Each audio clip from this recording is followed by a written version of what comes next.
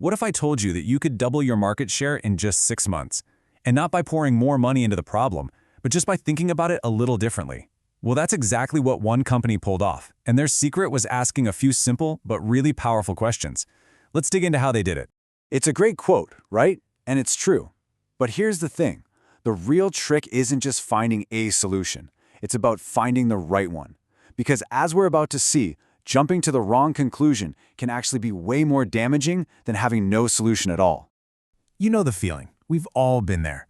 You pour your time, your money, your team's energy into some big new idea. You launch it, you hold your breath, and nothing. Crickets. Or even worse, things actually get worse. See, the wrong solution doesn't just fail, it burns through your resources and can really hurt your team's credibility. Okay, now check this out. This is the Zhongshan branch of China Telecom. Back in 2018, their market share in a really key segment was just stuck.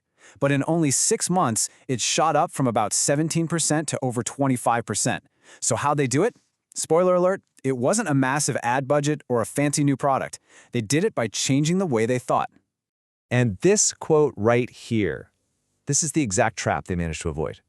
So often when you see a problem like low market share, the knee-jerk reaction is to just start prescribing solutions, right?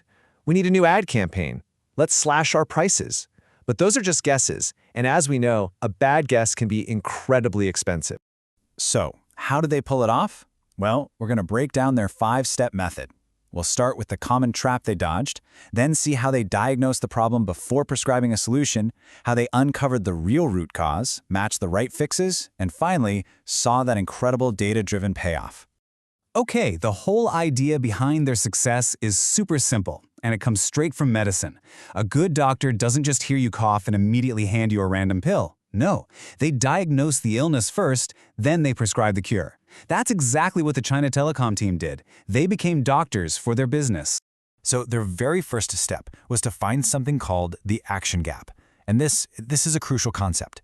Instead of obsessing over the big, lofty business goal, like increase market share, they asked a totally different question. What specific actions are people not taking that we need them to take? Because let's be real, without the right actions, that business goal is just a daydream.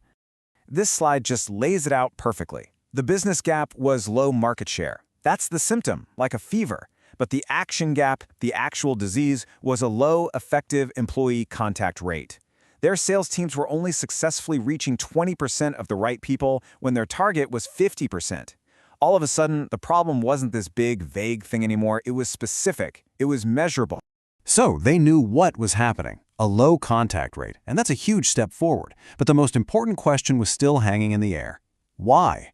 Why were they only reaching a fifth of their targets? It was time to put on the detective hat and dig for the root cause.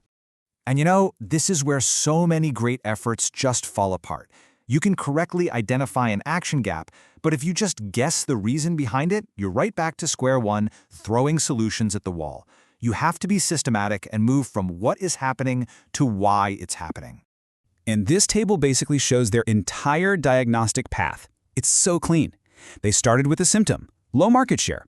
That pointed them to the action gap, that low contact rate. And then, through their analysis, they pinpointed 3 distinct root causes for that gap. And these aren't just guesses. They are specific operational problems they could actually solve. Their investigation uncovered 3 core issues. First, their salespeople were basically flying blind. They didn't have the basic info on who to even talk to, let alone what their clients actually needed. Second, even if they knew who to target, they didn't have a good way to reach them. And third, their channel partners, who could have been a huge help, had absolutely no real incentive to do so. These were the real diseases that needed a cure. See, once you have a crystal clear diagnosis of the root causes, the whole game changes. You're no longer just throwing ideas out there hoping something sticks.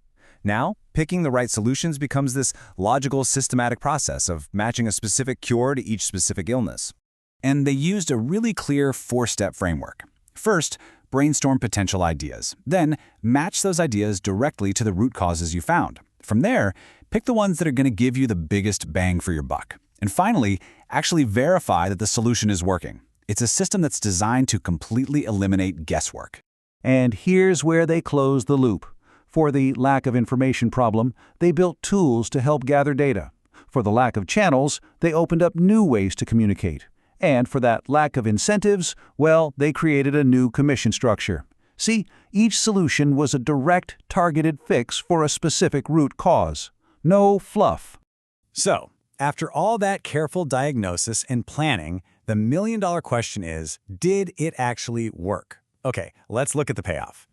Remember that effective employee contact rate, the core action gap they set out to fix?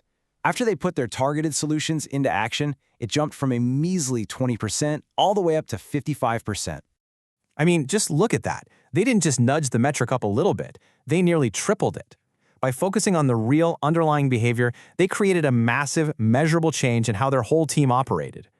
And what happens when you fix the action gap? You fix the business problem.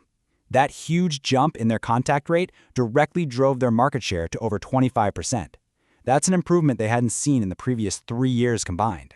So, if you only take one thing away from this story, let it be this.